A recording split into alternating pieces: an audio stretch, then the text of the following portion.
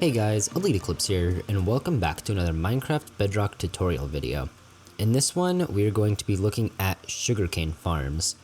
Now, I've done a lot of work on going through different designs of sugarcane farms that I've come up with. I'm sure that they're like these exact same farms out there on YouTube before, but I just played around with some of the mechanics and made these farms. They range from anywhere from like a really small, simple kind of farm, and then we have like bigger, more industrial type sugarcane farms. There will of course be materials lists for all of these in the description below, and there will also be timestamps for each one. This first one over here is the smallest one. It can only go up to 15 blocks across because of the redstone limit, but it is like a pretty decent like starter kind of sugarcane farm. So we're gonna start off this one with the collection system. Now you guys have seen me use this collection system on this channel many times, but basically how it works is you just have powered rails and normal rails and a minecart that just drives around and picks up all of the blocks or all of the drops from the stuff above it. So to do this, we'll just make a minecart loop that just goes all the way around. And so when the minecart goes on here, it'll just go in a circle and pick up everything. On top of all these rails, you want a grass block or a sand block or anything that sugarcane can grow on. So that's dirt and sand and grass. And then after you place that, what you'll want to do is you'll want to take stairs and place it facing this way, so it faces like that, and then that'll prevent water from flowing off to the side, making it more compact. So I'll run this all the way along the side of these grass blocks. Then we will take our water and we will fill all of these with water now. Then on top of these stairs, take a block of your choice and you just put that right on top like that. Then we need pistons facing inward on top of those. Then on the outside, just behind that block, below your piston, you'll want to place a layer of blocks there, just like this. Now I'm going to place my sugarcane in, and we'll take our observers and put one on each side with the redstone facing away and the face looking at the sugarcane. So if you guys don't know, the way that sugarcane works is it takes 16 of random ticks for sugarcane to grow all the way. And every time one of those random ticks happens, this observer can detect that and outputs a redstone signal. So it'll push out the pistons even though none of it grows, but this prevents it from us having to put it up here detecting that, which would cause a redstone loop. So it just makes it easier. Then we'll take our blocks and place them like this on the other side of the redstone from there.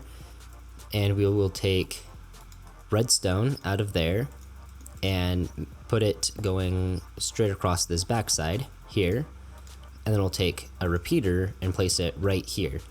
And this ensures that the redstone signal right here is then able to go to 15, which is the amount of pistons that we have. So now every time a random tick happens on one of these two pieces of sugarcane, all the pistons will push out, closing and causing all the sugarcane to fall, see, just like that, causing the sugarcane to fall down right here where it can be picked up by a minecart hopper down there.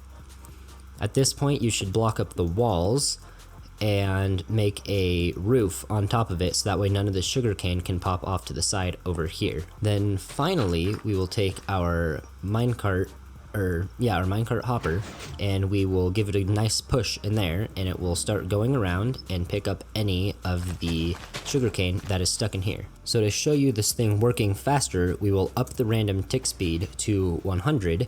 So now those random ticks down there happen more often. So as you can see, the pistons all get pushed out and fire more often. So if we ever see one of the sugarcane grow anywhere on here, which happens faster now because of the random tick speed increase, you will see the piston break it and it will, like that, right there. And then if we wait, the hopper minecart, see, it picks up all that.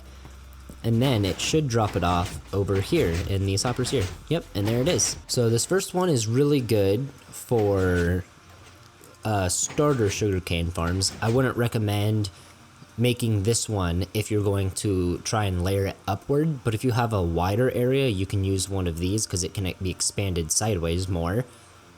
But it's difficult to expand it vertically because then you have your minecart hoppers and then it takes up more space, because then we'll have to have like minecart hoppers on top of hoppers, and so it takes up way too much space to try and stack it upward in layers. But you can layer it sideways if you want. So now we'll move on to this one over here. This one is, in my opinion, a lot better than this one, and I actually think it's a bit easier than this one as well. It is kind of resource heavy though, because each of the sugarcane fires its own piston. So that means each piece of sugarcane needs their own observer and piston. So we don't just get to use 2 observers for the whole farm.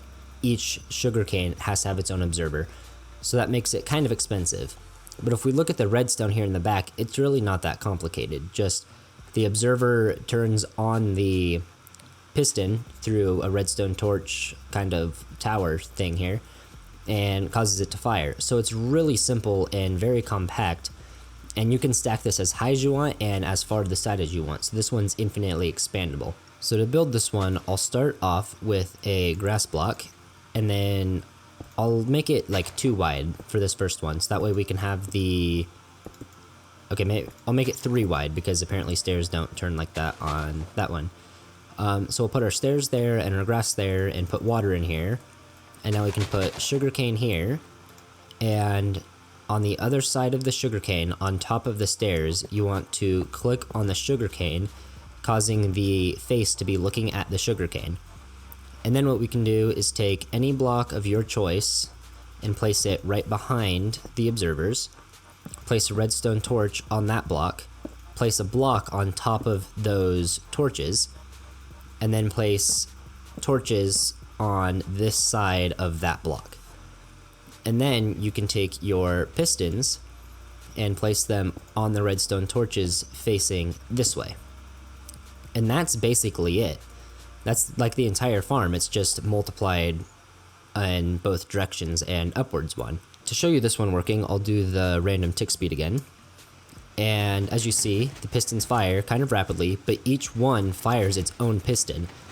So it's not causing there to be like interference with other sugarcane's growth because pistons are out.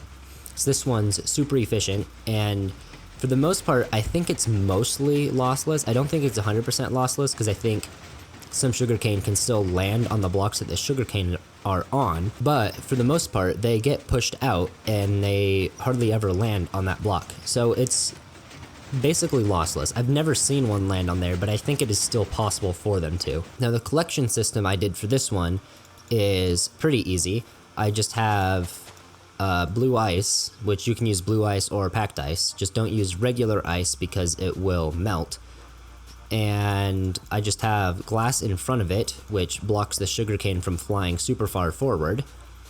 And I'll throw glass on the side as well. But then I just have water placed here, and it just pushes the sugarcane on the ice, which makes it push super fast. And it just pushes over here into a hopper, which goes inside of a chest. But to repeat it, you'll have to have a junction kind of like this. So at the end of your water stream, you'll place down a slab, and then place a sign directly behind the slab, up 1 block and behind it, above the water stream where it ended, and place water on top of that slab. And so items can still slide underneath the slab, but this prevents any of these ones here in this row landing here and getting stuck. So the water will push it off and then it will continue down the water stream. This one, in my opinion, is my favorite because it's infinitely expandable. You can make it to any size, and you can basically make it in any shape too. So if you wanted, you could push this next one over like forward a block. So it can go in like circles or triangles or like any shape that you want.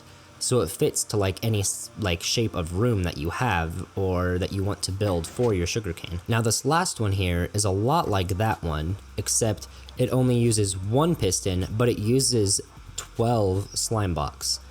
So this is very resource heavy on the slime area, but it only uses one observer and one piston per layer.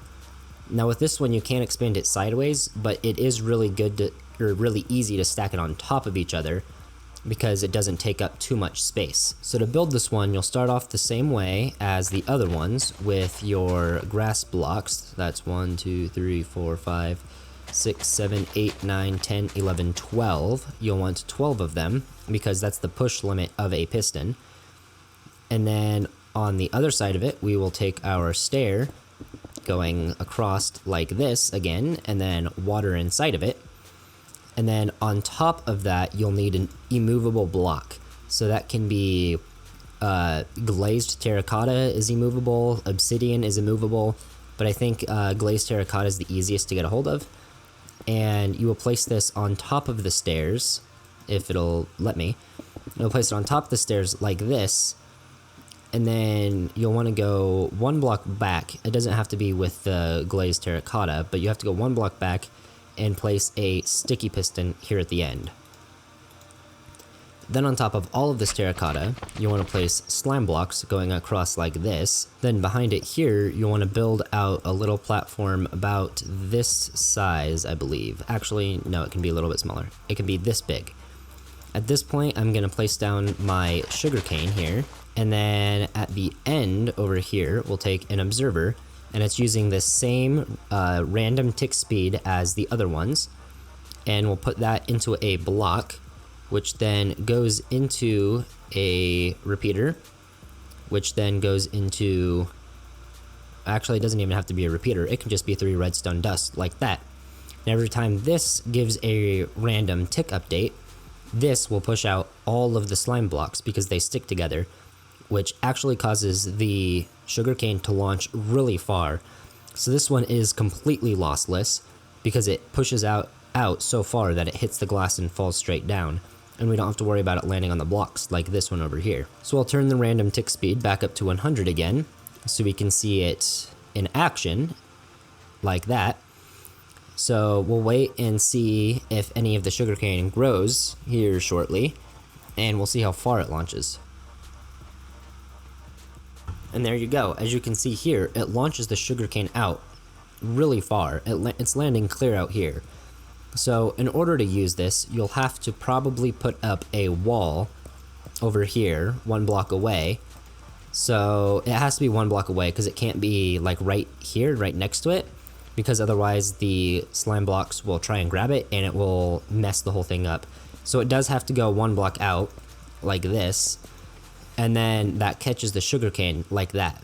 And I have the same collection system that I have over here with the water on top of blue ice or packed ice, and the same junctions with the slab, the sign, and then more water, so that way it doesn't get any caught on this block here. And it all ends up in this chest over here. This one is really good because it is 100% lossless, like I said, so you're not going to lose any sugarcane, you're going to get 100% of it.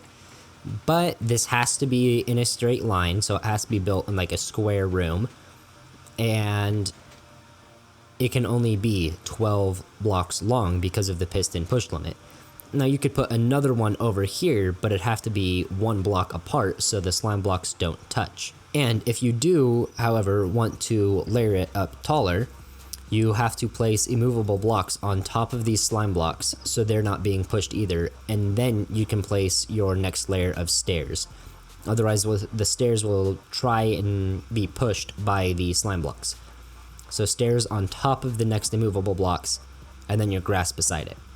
And then you just build this the same way, just up higher on the next one. But anyway guys, that's going to be it for this tutorial. If you guys like this video, make sure you hit that like button down below.